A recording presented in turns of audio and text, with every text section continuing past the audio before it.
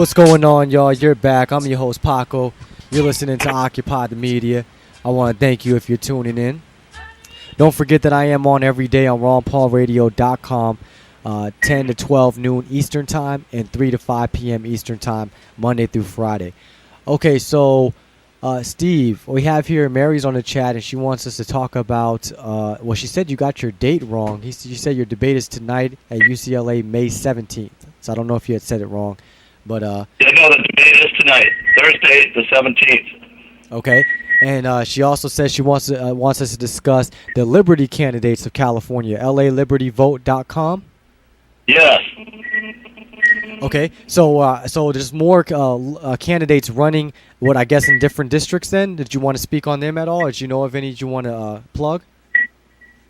Well, if you can go to that website. It's a list of there's Republican Central Committee candidates. You got something in the background? You got a noise going? Yeah, I got a bird here. Okay. I was just making sure it wasn't our connection or nothing, because there's something high pitch hitting in the background. Yeah, no, you've got of course Ron Paul for president. You've got Rick Williams is running for senator. Yep. Got Steve Collett running in the 33rd Congressional District. You've got Jenny Warman running in the 28th Congressional District. Then you've got for the Republican Party Central Committee, you've got Nels Hefty, Gavin William Greer, Mary Willison, who you just spoke with, Brooke Losby, Vresh Zadikyan. Vresh is a big volunteer along with Mary over at the LA Liberty headquarters. And Mary, and I'm not sure I know how to pronounce her last name, Mottahedeh. And these are the candidates that we can count on to stick to the freedom message, the libertarian message. Yes. And you can find all of that at the very site that you just gave, the LALibertyVote.com. You can find that whole slate. Okay. So when again is the actual voting for those that may have forgotten? When they can actually vote for you, if they're in your district, they're in your district, obviously. Yeah, the voting is June 5th, Tuesday, June 5th. So right with Ron Paul, we vote for Steve Collett as well. Yep. Okay. And I did talk to Jenny Warman on the show before, so I know she's great. She was out doing some tabling events with us, so that was pretty cool. So let's see. Let's try to jump into, before we run out of time, let's try to jump into some more positions. I know maybe people want to know more about your stances. Let's see here. What about the Federal Reserve? What is your thoughts on the Federal Reserve system?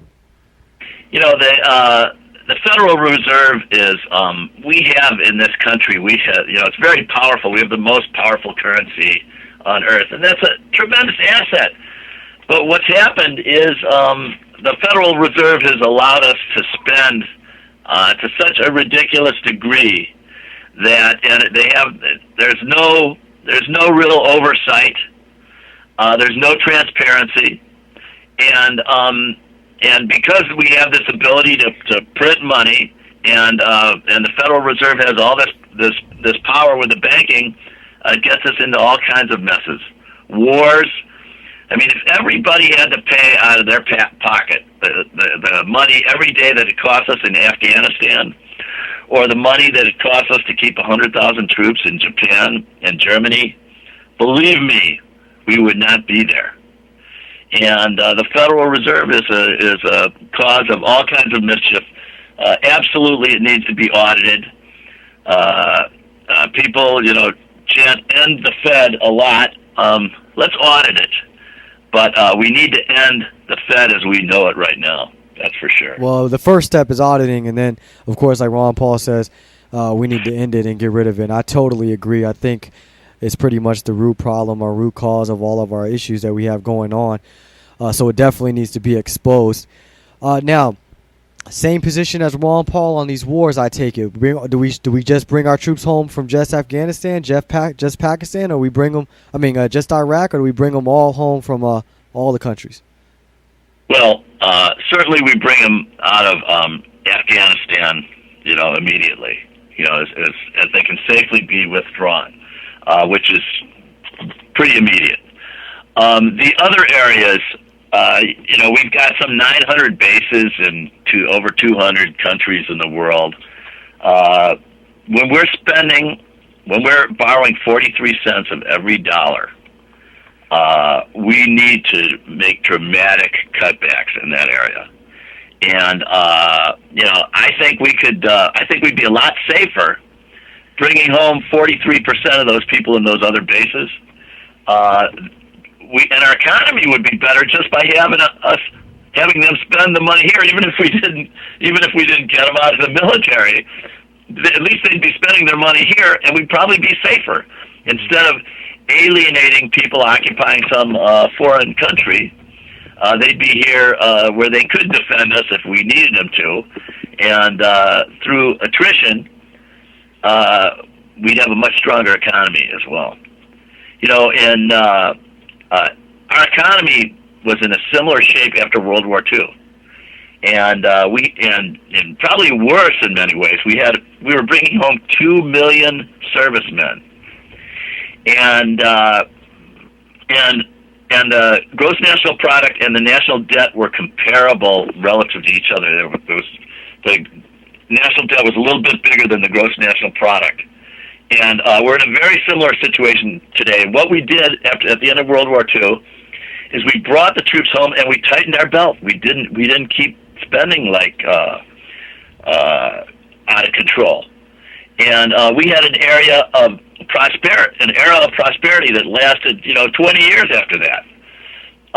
That led to the civil rights movement, the environmental movement, all sorts of positive things, and a great economy. But what we're doing now, we're increasing our national debt at 10% a year. We keep doing that for another 4 years or so, we're going to be like Greece. Mm-hmm. So we have a choice.